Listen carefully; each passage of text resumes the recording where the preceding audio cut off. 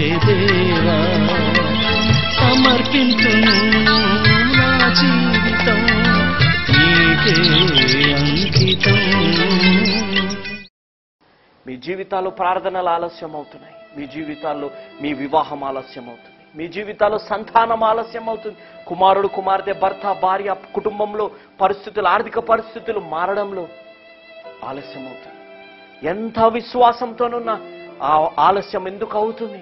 దేవుడు ఒక అద్భుతం మీ జీవితాల్లో చేయాలని.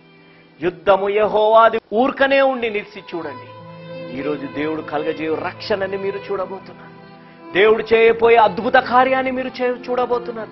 మీ వైవాహిక జీవితంలో, వ్యక్తిగత జీవితంలో, ఉద్యోగ జీవితంలో, లేకపోతే ఏ సంబంధాలు కలిగిన జీవితంలో ఒక డెడ్ ఎండ్కి మీరు వచ్చి ఉండొచ్చు. బ్రదర్, ఇంకా మార్గం లేదు బ్రదర్, మోసపోయాను బ్రదర్, తల్లిదండ్రులను ఎదిరించి వచ్చేసాను, మోసపోయాను అన్నయ్య, నేను ఇంకా మరణం తప్ప ఇంకేమీ లేదు అన్నయ్య అని మీరు అనుకుంటుండొచ్చు. But when there is no way, God will make a way. దేవుని నామానికి స్తోత్రం. ఎక్కడైతే దారి లేదో అక్కడ దారి సృష్టించే గొప్ప దేవుడు నీ నా దేవుడు అనేది మనం గుర్తుపెట్టుకోవాలి. ఆ 4 వైపులా చిక్కుపోయాము అని నువ్వు నేను బాధపడుతుండొచ్చు, కానీ ఆ చిక్కు సృష్టింపబడ్డది నీ కోసము నా కోసము కాదు, మన జీవితాల్లో ఉన్న శత్రువుల కోసం. దేవుడు చేయబోయే రక్షణని మీరు చూడబోతున్నారు. యుద్ధము యెహోవాది, యుద్ధము యెహోవాది. మీరు చూస్తారు దేవుడు ఈరోజు ఏమి చేయబోతున్నారు అనేది మీరు చూడాలని ఆశ కలిగి ఉన్నారా? ఈరోజు నీ నా జీవితాలలో కూడా ఆ గతము మన జీవితాల్లో తిరిగి వచ్చి ఉండొచ్చు, ఆ పాత జ్ఞాపకాలు మన జీవితాల్లో తిరిగి ఉండొచ్చు, లేకపోతే మన వైవాహిక జీవితంలో, భర్త జీవితంలో పాత సంబంధాలు తిరిగి వచ్చి ఉండొచ్చు, భార్య జీవితంలో పాత సంబంధాలు తిరిగి ఉండొచ్చు, లేకపోతే మన జీవితాల్లో పాత చెడు అలవాట్లు తిరిగి రావచ్చి ఉండొచ్చు. బట్ ఏ శత్రువు అయితే నిన్ను హాని చేయాలని, ఏ శత్రువు అయితే వల వేశాడో నిన్ను నష్టపరచాలని, ఏ శత్రువు అయితే నీ కుటుంబ జీవితంలో భేదాభిప్రాయాలు తీసుకొని వచ్చి నిన్ను వేరు చేయాలని ఆశ కలిగి ఉన్నాడు, ఆ శత్రువు ఈరోజు నాశనం అవ్వబోతున్నాడు. ఎందుకంటే నీ నా పక్షాన దేవుడే యుద్ధము చేయబోతున్నారు అనేది మనం గుర్తుపెట్టుకోవాలి.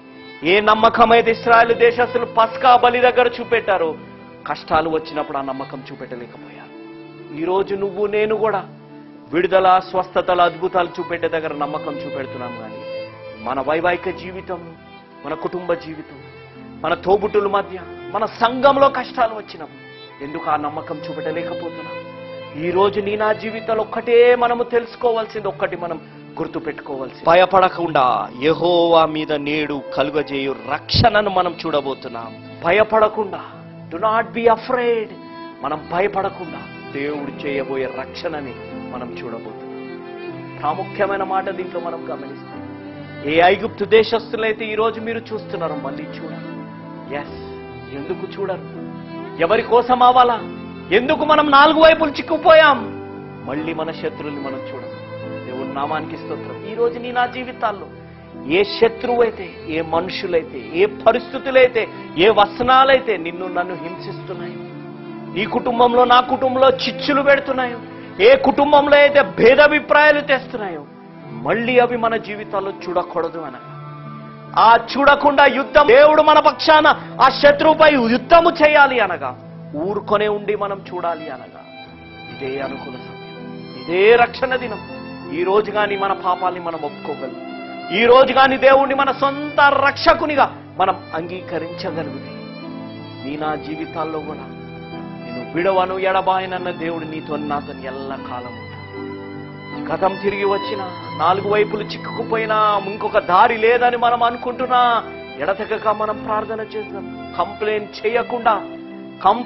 చేయకుండా నమ్మకంగా కష్టాలలో, శ్రమలలో నమ్మకంగా మనం జీవిస్తాం. నీ భర్తను మారుస్తారక్కడ, నీ భర్తని దేవుడు మార్చునుగాక, నీ భార్యని దేవుడు మార్చునుగాక, నీ జీవితాల్లో నా పరిస్థితులు ప్రతిదీ దేవుడు మార్చునుగాక, నీ ఆర్థిక ఇబ్బందులు దేవుడు తొలగించునుగాక, నీ జీవితంలో నా అనారోగ్యాన్ని ఆరోగ్యంగా దేవుడు మార్చునుగాక, నీ జీవితంలో దేవుడు ఒక ఉద్యోగాన్ని దయచేయునుగాక, నీకు ఒక మంచి కాలేజీలో సీటు దేవుడు దయచేయునుగాక. ఆమేన్. ఇవన్నీ నీ జీవితాల్లో జరగాలి. దేవుడి రక్షణని నీ నా జీవితాల్లో చూడాలి. నీ పక్షాన నా పక్షాన దేవుడు యుద్ధము చేయాలి, మనం ఊరుకొని ఉండి చూడాలి అనగా, ఈరోజే ఈ ఒక నిజమైన యేసు అనుచరుడుగా మారాలి. ఎందుకనగా యేసు మార్చేది జీవితాలు, మతాలు కాదు అనేది మనము మరవకూడదు.